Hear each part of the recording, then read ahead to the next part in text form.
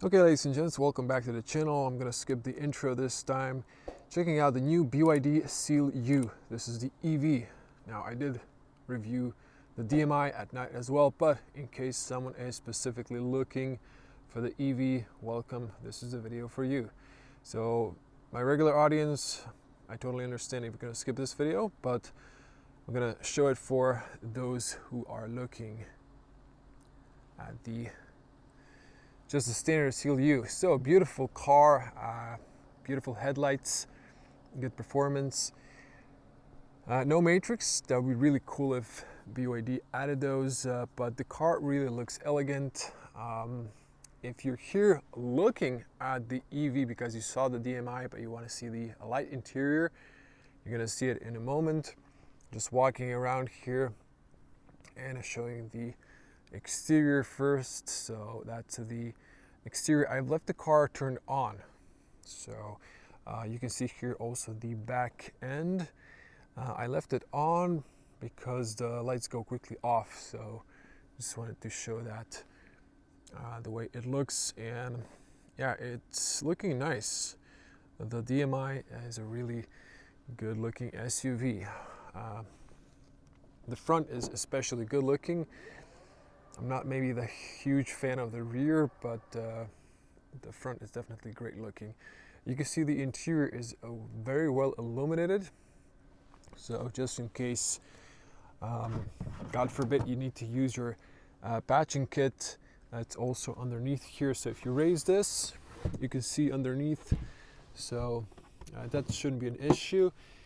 And yep, now I pulled this too much, so it's gonna be hard taking this back. Okay, there we go.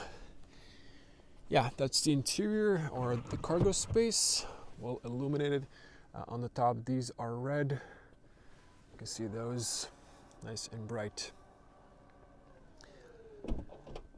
Now, before I start from the interior, I'm just gonna turn on the fog light. I think we only have the rear, and let me engage the hazard or the turn signals. Yeah, these are nice and dynamic. You can also see the rear fog. And let's move to the front here, also show you the sides. Here you saw the blind spot light as well because I was passing by. The car is again turned on, and you can see the turn signals, so that's nice. So once again, if I stand in the blind spot here, it might come on. Maybe here.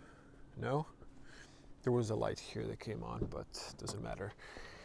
Okay, fog's off, hazard off. Okay, I'm just gonna show you the rear first. For the interior, because I'm not gonna spend too much time on the back, you can see here we have those, and the USBs illuminated. The lights on the top are nicely illuminating the bench. You can definitely see much better on the rear thanks to these light color.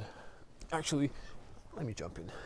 Okay, so this is the interior, and then when I close, you can see the ambient lights. So this is just on the back seat. You know, it's fine. The handles are not illuminated. They could have maybe added a little light there. This is the front from the rear, and yeah, this is different. The EV version has this light. It's just when you're parked, going on and off for some reason. Now, okay, these as well, when you close the doors, when the lights go off, you can just easily find these, touch them, so that is great. Okay, let's get on the front. And I have discovered one excellent detail. So if you are here and you watch the DMI, you're going to appreciate this as well. So you can see those, you can see those, and let's just jump in. Yeah, before I jump in, USBs are there. There's also this same colored light. Yeah, it's just hard to show it like this, but it's there. Okay, let me switch to wide lens. I always like to promote my other videos. So there will be on the channel separated night point of view driving review with my impressions behind the wheel. Also a range test and charging speed, but all separate videos. So this one wouldn't be too long. Okay, now let's quickly run through the interior lights. You can see BYD has these buttons in this kind of light blue color. You can see all of those. This one goes red, and you can see that one. Now you can control the brightness for the digital cockpit and the infotainment.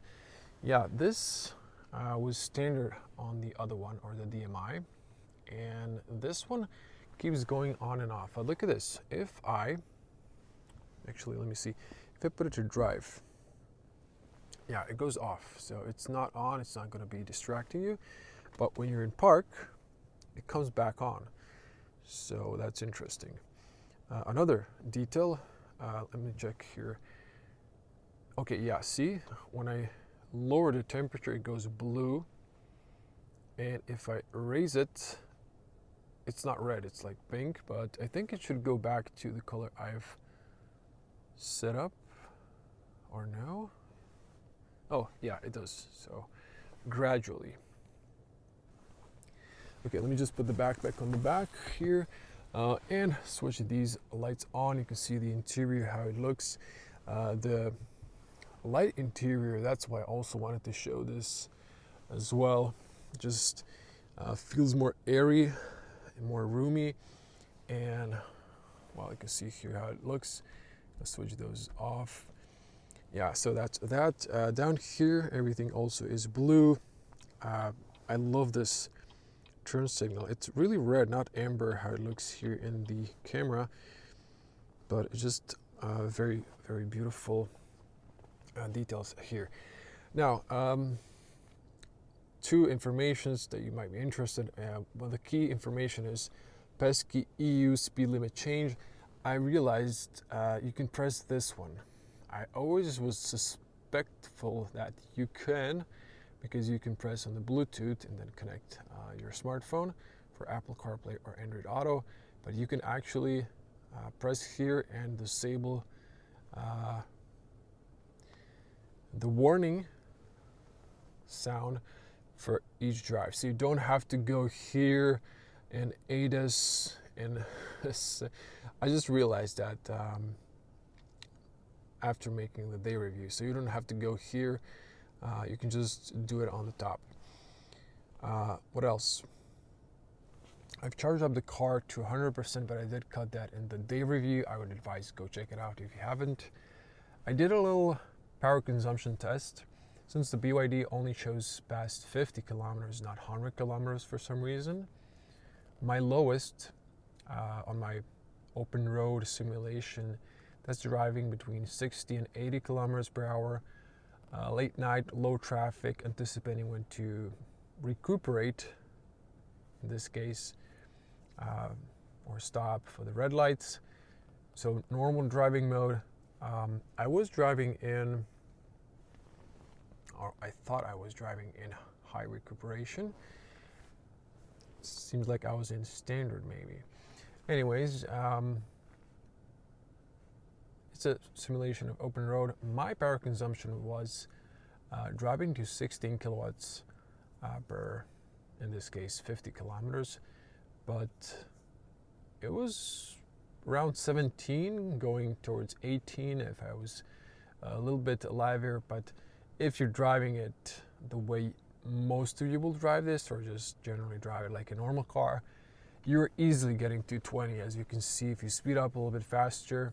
So you can be economical if you're really driving gently, if you're in the city, just following the traffic pace. But if you are going faster, this is going to easily come to 21, which is the average. I did show that in the review. So energy, and it's here, so you can see that that's the average for this car, which is also the WVLTP. Yeah, that's it. I'm not gonna drag this video any longer. I just wanted to show you all of that. You can see the heads up. Do check out the night when you're driving, and that's that. I'm gonna wrap it up here. So do check out the detailed day review if you haven't. And yeah, stay tuned for range test. I'm really curious, how's this going to do?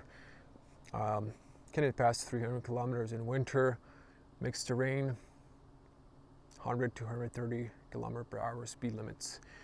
Yeah, that's it. I'm going to wrap it here. Thanks for watching.